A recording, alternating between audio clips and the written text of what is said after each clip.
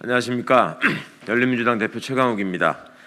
존경하는 국민 여러분, 주권자의 뜻을 받들기 위해 노력하는 열린민주당은 지난 총선에서 약속드린 정치개혁을 위해 지난해 국회의원 국민소환제, 국회의원 3선 제안법을 발의한 바 있습니다.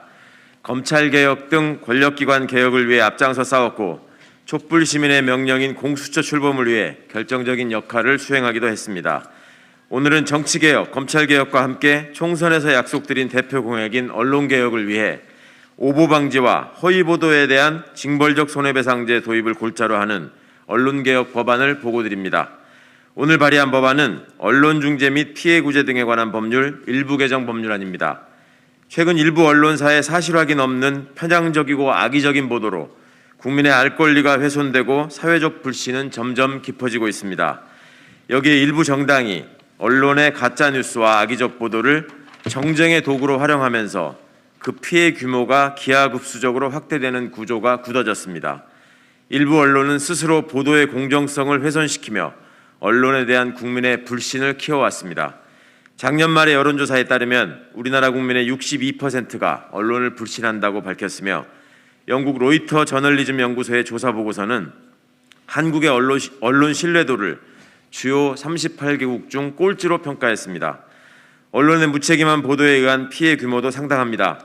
최근 5년간 언론중재위원회에 신청된 조정 건수는 연평균 약 3,500건에 달하고 피해 구제율은 72.9%로 구제 신청자 3명 중 2명 이상이 실제 언론으로부터 피해를 받았음을 보여줍니다.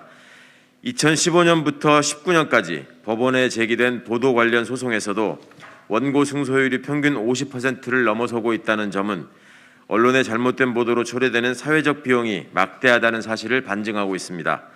그러나 이런 큰 피해 규모와 비교해 언론의 책임과 배상은 턱없이 부족합니다. 최근 2년간 언론 관련 손해배상 인용 사건의 약 60%는 배상액이 500만 원에도 미치지 못하고 있습니다.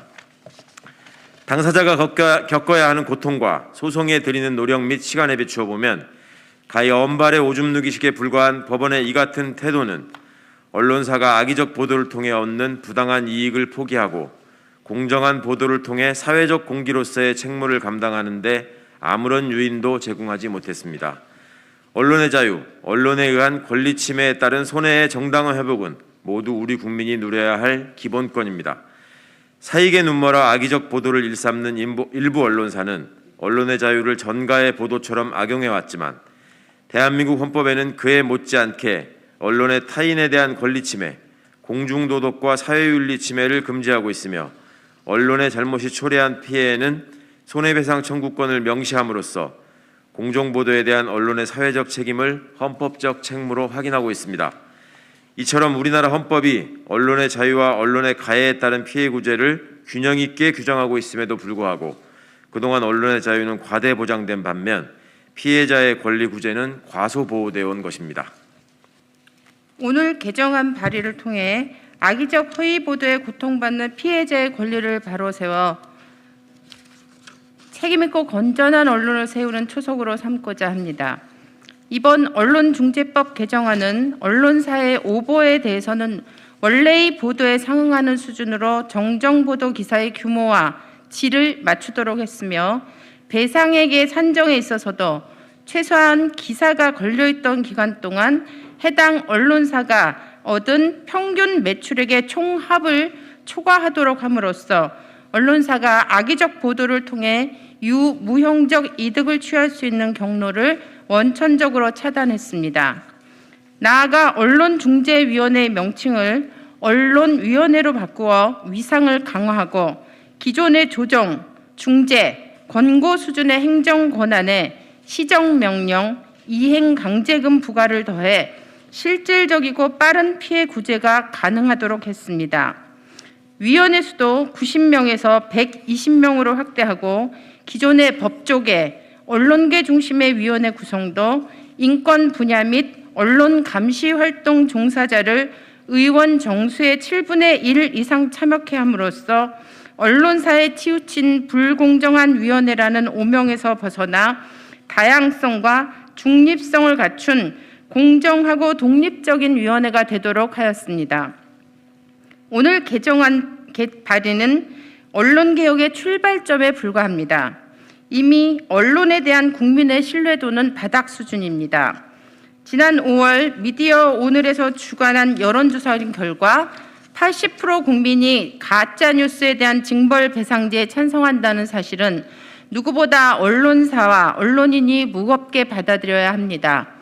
책임지고 반성하는 언론의 모습 없이는 국민의 신뢰를 회복할 수 없습니다. 언론은 마땅히 진실을 밝히는 세상의 소금이 되어야 합니다. 사회적 책임을 방기한 채 무책임한 선동을 일삼는 일부 언론에 대해서는 건전한 언론이 앞장서서 경고하고 바로잡아야 합니다. 이제 우리는 진실을 왜곡하는 언론에서 벗어나 진정한 표현의 자유를 누려야 하며 반칙하는 언론에 대해서는 단호하게 응징할 권리를 가져야 합니다. 정치는 제도 개선을 통해 국민이 진정한 언론의 자유에서 비롯된 공공성의 수혜자가 되도록 언론의 잘못을 바로잡아야 할 책임이 있습니다. 열린민주당은 올해도 약속을 지키고 배신하지 않는 정치를 하겠습니다. 총선에서 약속드린 12대 개혁과제를 하나하나 풀어가고 국민께 드린 약속을 현실로 이루기 위해 최선을 다하겠습니다. 국민 여러분의 많은 관심과 성원을 부탁드립니다. 감사합니다.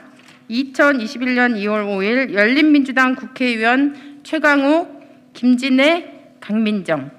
제가 좀 첨언을 하도록 하겠습니다. 열린민주당 김진애 의원입니다. 이 상당히 강한 이 언론 중재와 피해 구제 등에 대한 법률 개정안이 통과된다 하더라도 여전히 언론이 갖고 있는 문제가 전반적으로 해소될 수 있는 건 아닙니다.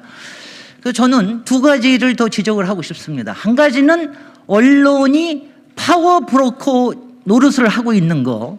파워 브로커란 본인들이 직접 선출직에 나가지 않으면서 공직선거에 나간 것을 자기네들 패거리로 이용을 해서 그 이후에 이권이나 또 고위 공직을 맡거나 하면서 정치와 정책을 농단하는 이런 걸 보고 파워 브로커라고 합니다. 이것은 퓰리처상을 받은 파워 브로커라는 책이 있는데 뉴욕시의 시장과 주지사를 50년 동안 만들어내면서 뒤에서 주물딱했던 로버트 모지스라는 이런 고위 공직자를 비판하는 이런 것이었습니다. 지금 언론이 이런 파워 브로커 노릇을 하지 않게끔 스스로 경계해야 되는 이런 것을 저는 말씀을 드리고 싶습니다. 두 번째는 시민의 상식과 원칙에 근거해서 언론이 여러 기사를 써야 된다고 생각을 합니다. 여기에는 지금 오보나 악의적인 보도만 나와 있지만 이것이 언론위원회를 통해서 중재되는 까지는 상당히 시간이 걸립니다. 그런데 평소에 왜 언론은 상식을 지키지 않는 것입니까? 왜 원칙을 지키지 않는 것입니까? 왜 판사가 2004년에 이미 법에서 없어진 검사 동일체라는 말을 판결에서 쓰는데 왜 그것을 비판하지 않는 것입니까? 왜?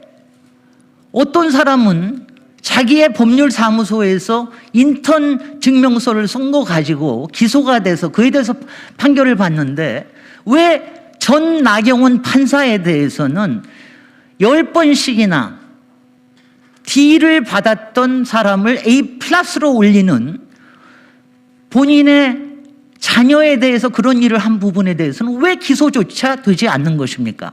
이런 게 검사 동일체나 아니면 검판 동일체나 아니면 판사 카르텔이나 아니면 여러 기득권층의 특권층 카르텔이라는 말을 낳지는 않는지, 그리고 그것 때문에 언론들이 시민들이 언론을 더 불신하게 되는 이런 부분이라고 생각이 돼서 저는 이런 법이 만들어지는 것 이상으로 평소에 언론인들의 자성과 상식과 원칙 있는 행보를 기대합니다. 이상입니다.